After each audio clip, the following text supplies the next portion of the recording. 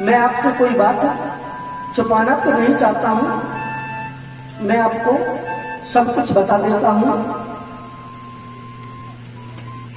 अक्रूर जी ने कहा कि महाराज आप ये बताइए कि क्या काम है आपको, आपको क्या काम है। महाराज कंस ने कहा कि ऐसा है, जो वसुदेव के जो दो पुत्र हुए हैं कृष्ण और बलराम, दोनों को लेकर के आओ।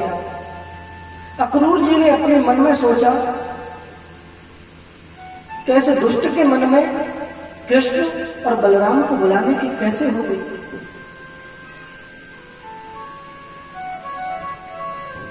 बताओ आप जाओगे या नहीं। अक्रूर जी सोचने लगे, अगर मैं कृष्ण और बलराम को लेने के लिए नहीं जाऊंगा तो ये मुझे वैसे ही मार देगा।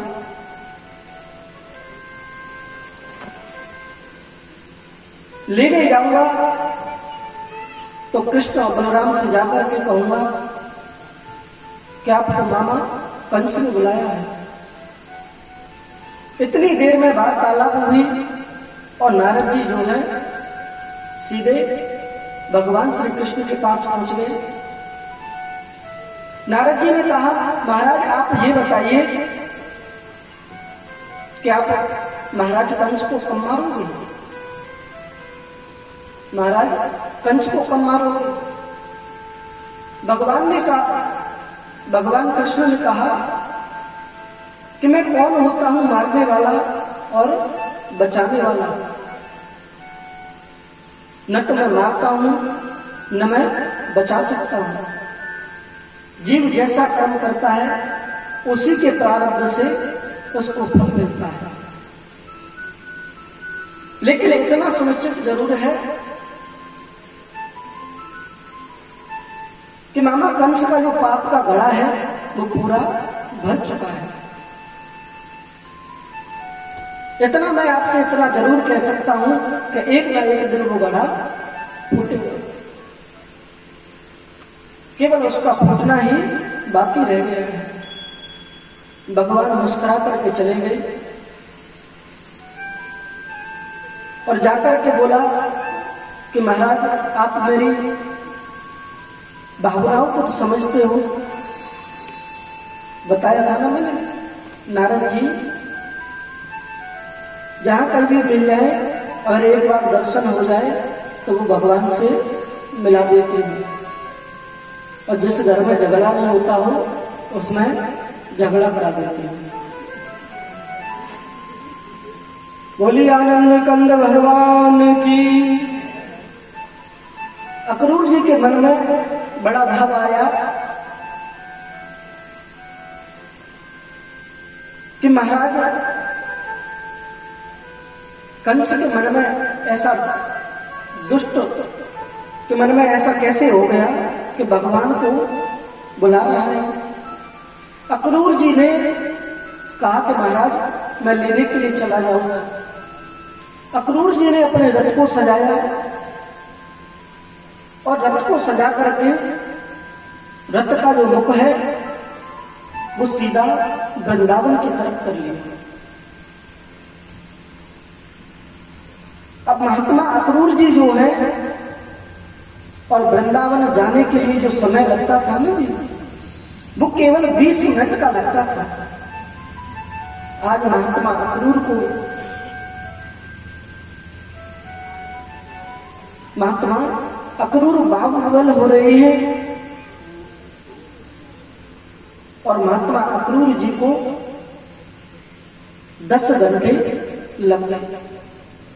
जब 10 घंटे लग गए और धीरे धीरे महात्मा अक्रूर जी वृंदावन की तरफ जा रहे हैं। जब वृंदावन की तरफ जा रहे हैं और भगवान श्री कृष्ण जो है अपने गोपी ग्वाल बालों को सबको छोड़ करके मथुरा में आ गए तो गोपियों का कहना है कि जब तक कृष्ण हमारे पास लौट करके नहीं आएगा जब तक हम किसी रोड पर जाकर के उसका इंतजार करेंगे। सभी गोपी ग्वाल जाकर के एक वृक्ष के नीचे बैठ गए। जब वृक्ष के नीचे बैठे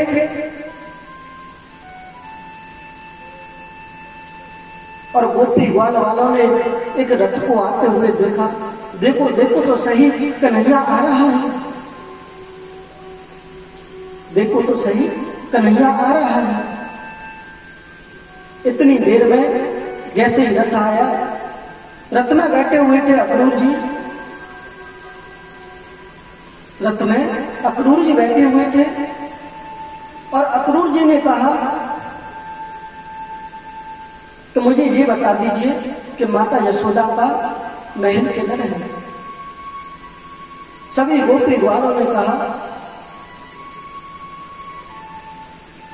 सभी गोपी ग्वालों ने कहा कि जहां से जो पनारा चल रहा है इसी किनारे के किनारे किनारे चले जाओ, जहां इस पनारे का अंत होगा वही माता यशोदा का महल है। अक्रूर जी सीधे चले गए और यशोदा मैया अंदर खाना खा रही हैं, अंदर खाना खा रही थी और नंद बाबा जो है बाहर बैठे हुए थे। अक्रूर जी ने जाकर के कहा कि जय श्री कृष्ण महाराज, कि जय श्री कृष्ण, बताइए आप कैसे आना हुआ। पूरी रात भर वार्तालाप हुई, पूरे ब्रज में हल्ला मच गया कि कोई परदेशी आया हुआ है। पूरे ब्रज में हल्ला मच गया कि कोई परदेशी आया हुआ है। देखो तो सही कौन परदेशी आया है। महात्मा अक्रूर जी नंद बाबा से कहने लगे कि मैं कृष्ण और बलराम को लेने के लिए आया हूं, मैं कृष्ण और बलराम को लेने के लिए आया हूं। इतनी देर में यशोदा मैया खाना खा रही थी और इतने में सुना और यशोदा मैया के हाथ में एक गिलास लगा हुआ था। यशोदा मैया ने सुना कि कृष्ण और बलराम को लेने के लिए आए हैं और माता यशोदा के हाथ में से वो गिलास छूट गया। जैसे ही वो गिलास छूटा, यशोदा मैया भाव विह्वल हो गई, कहने लगे अगर मेरे प्राणों की किसी को आवश्यकता है तो मैं अपने प्राण दे सकती हूं, लेकिन कृष्ण और बलराम को नहीं दे दूंगी। किसी को मेरे प्राण चाहिए तो वो प्राण ले सकता है, लेकिन मैं कृष्ण और बलराम को नहीं दे दूंगी। इतनी देर में नंद बाबा बोले कि देवी आप ये बताइए, इन बच्चों को आप कब तक इस घर में रखोगी, इन बच्चों को कब तक आप घर में रखोगी, आप ये तो बताइए, आप इनको कहीं नहीं जाने देती हो।